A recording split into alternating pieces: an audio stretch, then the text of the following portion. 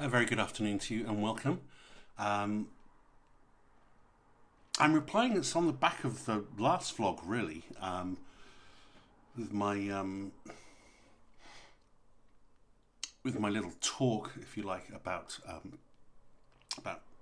rangefinders and SLRs and inherent flaws in the SLR system, the mirror flap and what have you. But Pellicula, hello to you. G'day, sir. Emailed and said it would be great to hear your point of view on Leica SLR cameras versus Japanese versions, Japanese cameras. And yeah, that got me thinking, and it's a very good question, really good question. I will say straight off, I'm not an expert in any way, shape, or form in Leica SLR systems. I'm just not. I've never used one. I'll put that straight out. Never used one. But perhaps more importantly, I've never sort of thought about using one. In all honesty, and I don't want that to sound derogatory. Because I'm sure they're, from what I've seen and heard, in and of themselves, they're really good cameras. They're very well built. Leica don't make shoddy cameras. I think that's their first thing, their first criterion, regardless of what they do, is it must be very high quality, and then everything else is built around that. It definitely has wonderful lenses. The R lens. There were various different lenses, weren't there? And I suppose I'll talk about that a little bit later. But yeah, on the whole, just really good cameras. And it has to be said that there is. You could argue they're a bit of a steal relative to Leica M prices. A Leica M3, an old camera, a rangefinder camera, obviously, one of their, most famous cameras ever built, not just Leicas, but of all time, along with the M6, perhaps you'd say, again a rangefinder, but.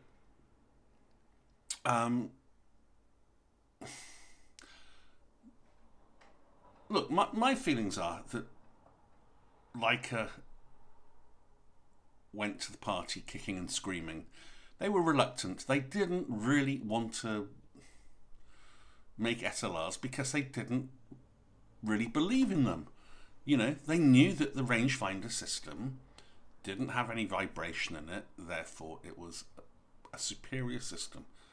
Not superior, but a better system, whatever you want to call it, and that that has been incredibly successful for them.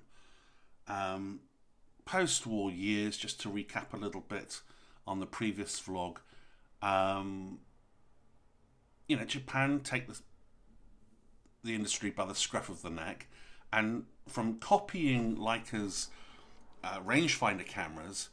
And being accused of not innovating, they're just sort of copying extremely well to a very, very high quality, which is why their Japanese rangefinders, Nikon rangefinders, Canon rangefinders are still around today, still doing very, very well. And any repair person will tell you they're very good quality, extremely high quality, along with the lenses. But yeah, so. Leica kicking and screaming a little bit. I'm exaggerating a little bit. Up until the Leica rangefinder, I want to say M4, around about that time. Yeah, that would make sense. 54 was the launch of the M3, and so then the M2 came on to. Then the M1, which is a specialised camera, so let's not talk about that. Sort of made for microscopes and what have you. So it wasn't really it wasn't a consumer camera at all. Then the M4, and I think this is a sort of turning point for Leica. It was like, yeah, the rangefinder system is better, but the world and his wife are buying SLRs. You know, their dominance, their monopoly on the camera and lens systems is being severely decimated. They have to embrace this thing, like it or not. Now, the important thing for anybody to understand, whether they want to know about, you know, history or whatever, when it comes to cameras, there's the 35mm cameras, there's the rangefinder system, and there's the SLR system. The SLR system has a mirror in it. That produces a slap, a vibration, which means that it is inherently flawed. I'm going to say that. They are, even though it's only marginal. However, the important thing to understand, which is why the SLR system, even though it was inherently flawed, did so amazingly well, is that it is a modular system. Rather than just having a sort of unit that you can swap and change a few lenses with, suddenly Japan, the SLR system, is this amazingly adaptable system where you can customize your camera to your needs. You know, photography is has a very broad spectrum of subject matter. You know, there's fashion photography, there's documentary, reportage, landscape, medical photography, architectural photography. They all have their little nuances. They have their needs. Their, you know, architectural photography likes grids on their focusing screens, and you know, little aids that enable the practitioner to feel confident and comfortable and enabled to perform that function in the best way possible. And that's really where the SLR really kicked in. It gave the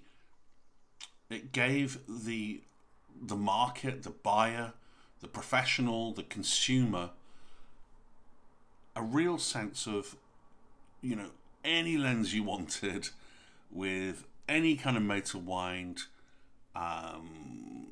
You know, the sky was the limit. It really was. You could swap out your prisms, you could swap out your focusing screens. You know, you could do pretty much anything. It was very, very adaptable, and that was probably what Leica were missing. They were too fixated on the rangefinder system being a better system inherently, due to the fact that it didn't have a mirror slap and vibration. But, so come the M4, they're thinking, well, let's get rid of the M system then. Yeah, throw the baby out with the bathwater. No. So they'd already got factories in, I think, I'm not sure where in Canada exactly, but Canadian Leica, if you like. And that was around the time of the M4. And I think Leica said to Canada, get 3,000 orders and then, okay, you can continue making. In Canada got something like 9,000 or 10,000 or something like that. So there was an abundance of orders for them. So the M system was safe in that respect, which then left the German factories free to, you know, they were freed up to go ahead, full steam ahead with the SLRs, which were the, you know, started with the, I think the SL, what's it, the Leica Flex, and then the SL and SL2. No, CL. What am I talking about? CL2. See, I've not owned one. So my you know, I'm not that familiar with the system, but apart from what I've read up and researched, so late to the party, kicking and screaming a little bit to some extent, Japan are already making excellent cameras, excellent SLRs. They're already up and running, good and proper, both for the professional market and the consumer market. Especially Nikon. Nikon are the big main players. Yes, but not only are Leica competing with Nikon, they're also competing with Minolta and a whole load of others. Canon, Olympus, Pentax, all making excellent optics with very, very, very good cameras, very good SLR cameras. So they're up against it right from the start, and they're late to the party. They are late to the party because they've been maybe resting on their laurels a little bit. Understandably to some extent. However, when you see that seismic move, that seismic change in the industry, and everybody's buying SLRs overnight. It wasn't a gradual change. It was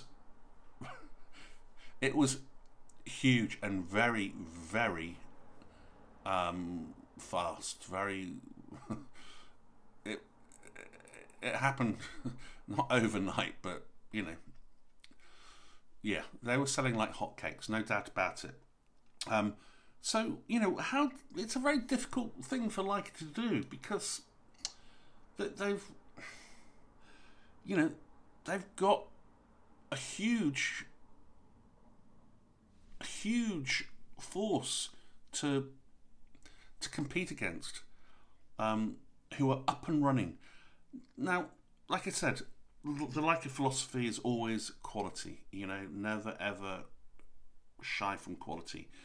So they're making these cameras, and it's said that the cameras themselves were making it a loss. They couldn't, they had to sort of forfeit some profit, or they were unprofitable, but hoping that the consumer would buy their lenses, which would bring them back into profit. But the lenses, like anything, and as always, are very expensive. Very, very good, but very expensive, and they're not competing with the prices of Nikon lenses. And so, then Leica moved to the R system. The R3s and 4s, I don't know. I'm not, it's only what I've heard, were not all that reliable, which is, interesting. They've got into bed with Minolta, who I think are making the bodies, and I think by maybe the 5s and 6s and 7s, they're up and running, and they're making very good cameras, and they are very good. The R8 is, they're getting bigger and bigger. The R8 is a weird looking thing. I think that's a sort of, big thumping. I think it was called the Hunchback of Leica or something. It is a peculiar looking camera. It's either very beautiful or a bit of a monstrosity, depending on your tastes. But that's kind of it. That is kind of it. That's their SLR thing. So no, they're not selling all that well. Are they good cameras? I think they probably are good cameras. They're certainly good lenses. But then that invites the question: would you buy one today? I mean, me personally, no. Nikon with I don't care what camera Leica have made in the SLR department. There's nothing better than the F3, or if you want to go big and the latest, the F6. That's the best SLR camera ever made. And price wise, these I mean, yes, the Leica SLRs are a steal in relative to the M cameras, but as of today, 2025, sort of £200-300. Well, they might be worth that, but then the lenses are, you've got to factor in the lenses, and those aren't as cheap. And so, I would have one of these all day long. Not only that, but if you're somebody else thinking of getting into it, you've got to. There were these weird. I'm not sure. Leica didn't make their lenses compatible with each and every camera, whereas Nikon, got that right from the get-go. If you get to their website, you can see the chart, and if I remove this lens, I can put almost any Nikon lens on this camera, almost, and there are a vast number of them to choose from. So it's only the sort of the much later lenses, the much newer lenses. I think even then you can use some of those. They're just not, you can't get the autofocus out of them or something, but you can still use them. But what I'm saying is you've got the lens system absolutely sorted with Nikon, and why would you swap out? If I were a collector, maybe I'd buy one, and I would love to just have a go with one anyway. But am I gonna put my hand in my pocket? No, I've got that, and I'm more than happy with that. I'm more than happy with an FE. I love the FE. Am I gonna, I can take that lens off and put it on this. Same with the black one, a black FE. I'm more than happy. These are tried and tested, fantastic little compact cameras. Am I going to get anything more out of it? It's not just the camera, is it? It's the lenses, and I think with the better Nikon lenses are just as comparable, just as good. They're slightly different. They have a slightly different character to Leica. And I'm not saying Leica lenses aren't good. That's not ever going to come out of my lips. Leica lenses are sublime. They're absolutely sublime. But so are Nikon lenses. Every bit as sublime. They're just slightly different. They're just a little bit more contrasty. Only a little bit. And yes, I prefer less contrasty lenses, even though I like contrasty images, or a little bit of contrast, not too much. So that's a little bit of a negative, but we're only talking marginal. It's only slightly more contrasty. And as much as I love SLRs, I prefer a rangefinder. But that doesn't mean I can't have a load of fun with these. I can, and I do. Time and place. That's all it is. I'm going to have a little bit of fall off because of the mirror slap. I know that. It doesn't exclude or mean that I'm going to get precious about things all of a sudden. No, I love this camera. I take this camera out. I put it. If I'm got a big enough pocket, I'll use that one. If I haven't, I've got that one with a strap on, and it just whip the lens off the f3. So look, it's the other thing I think that is important if you're buying one, and I don't want to sort of cast a shadow on Leica SLRs. They're lovely cameras. If you've not bought into a system, then yeah, maybe they're worth considering. They're definitely lovely cameras. But if if anything goes wrong with a camera, you need to do a bit of research. You need to know where your local person is and what their speciality is. Most SLRs, including Leicas, they have their little nuances, but they basically operate in the same way. And most repair people can do most cameras. Not all cameras perhaps, but most cameras. They can figure it out even if... But the thing is with the Leica, because they didn't sell very well, They, you know, are repair people going to feel so keen to take it on? Maybe they are, you know, but parts. You know, I've never had an F3 go on me in 30 years, ever. I've never SLR'd an F3 either. I've never had anything go on me with an FE. Maybe I'm just lucky, you know. I don't know what. I'm sure other people have had some issues at some point. Maybe they use them harder. Maybe they've been dropped or something. Who knows? But it's always good to know where your mechanic is. You know, if you've got a car, you know, and know what they're good at, and know that you can trust them and that kind of stuff. But if anything did go wrong, and touch wood they don't, but if anything went wrong with any of these, you know, there's a million parts for them.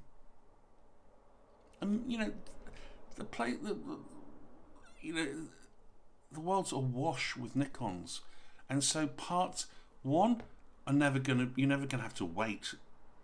It's going to be very rare when you have to wait for a part. Number two, because they're plentiful, they're not expensive, generally speaking. And, you know, that's what you're looking for, really. With a Leica SLR camera, who knows? I doubt those. I'm absolutely certain the parts aren't as plentiful, and that automatically, generally speaking, means that they're going to be expensive, on top of Leica already being expensive, kind of thing. So it's not a system I'd buy into reluctantly. You know, I say that with, you know, it would be lovely to have a go with one, and maybe if I use one for 6 months, I'd fall in love with it and what have you. But, you know, I could say that about any number of cameras as well. You know, I love the Hasselblad. I owned a Hasselblad, a beautiful, is it a 501 cm? Gorgeous, with an 80mm, you know, just a standard but beautiful 80mm lens, Carl Zeiss lens. Am I ever going to use that today? Not in a million years. You know, talk about mirror slap. Boy, you know, I just kind of, today I just have what I use, and that's, you know, I'm not a collector. Cameras are, you know, things that you get attached to for sure, and it's, you know, it's not just about if it's a Leica or if it's a Nikon, or it's something that feels good. There's something wonderful about a camera that feels good in your hand, and a camera that is reliable and does, you know, has got great glass and delivers. You know, it's a wonderful thing. I don't know, it's like anything else, isn't it? Musicians have a guitar that they get on with more than others, perhaps, or but yeah, that's, you know, it's a, I think, in my mind anyway, rightly or wrongly, like a simply you know, have always been rangefinder, and the world needs to acknowledge that and thank them for that, and they're still making them. How brilliant is that? Only company in the world that are making film cameras, as well as digital, obviously, but they're still making film cameras. I love that. I will buy Leica film cameras for the rest of my life. I mean, I've already got one, so hopefully I don't need another one. But, you know, just phenomenal cameras, phenomenal in every way, so useful in all, in so, not all, but in so many areas of photography. Just a great all-rounder, fantastic all-rounder, excellent quality, very reliable, beautiful glass, small, compact, smaller lenses, everything to love about the Leica rangefinder. They flirted with SLRs, and they did more than flirt with them. They made some very good SLRs, probably comparable in some ways to good Japanese cameras. You know, I'm sure they are in many ways, even though I've not used one. I'm sure if I use one, I'd really like it. I'm sure I'd really like it. I know I'd like the optics, which is the be all and end all in many ways. I've got three. I'm thinking I've got three SLRs, but my main camera is a rangefinder. It's kind of weird. I should have three rangefinders and one SLR, in a sense, or not. But you know what I mean. I should have more rangefinders on balance because I use that more often. But rangefinders are Leicas to me, and I guess I can't afford three Leicas. So yeah, I mean that's my two pennies worth really. I just think that they got into an area which they're not renowned for. I don't much like the idea of a company, reluctantly making something, even though they've probably not done that. That's probably me just maybe reading between the lines incorrectly. But I would imagine that might be part of the equation. SLRs are Japanese, wonderful, wonderful things. And rangefinders are Leica, I mean, look, you've got digital SLR Leicas now, so that's a whole, another debate, another conversation. I know even less about those because I've never used those. But I'm sure those are pretty amazing as well. Very expensive, but pretty damn good. Are they better than Japanese? I have no idea. The Japanese SLRs, DSLRs, don't know. So yeah, that would be my thinking. I can't think of anything else to say really. So maybe I won't. Yeah. I hope that was interesting. I recognise the fact that I'm in no way an authority on Leica SLRs. So, please feel free to comment and educate me. I've done some reading up on it. That's as much knowledge as I have, and I've sort of taken the liberty of sort of working out timelines of when Leica were making their rangefinders, when Japan started making their SLRs, how long Leica took to come to the party, how long they made their SLRs for, what the responses were, and what the market was, and that kind of stuff. But I've never used one, so it's I do feel very reluctant to do this vlog in a sense. But there's other stuff that you can work out, but equally there's other stuff that you can enlighten me with and pull me up where appropriate. That's it. Cheers for now. See you for the next one.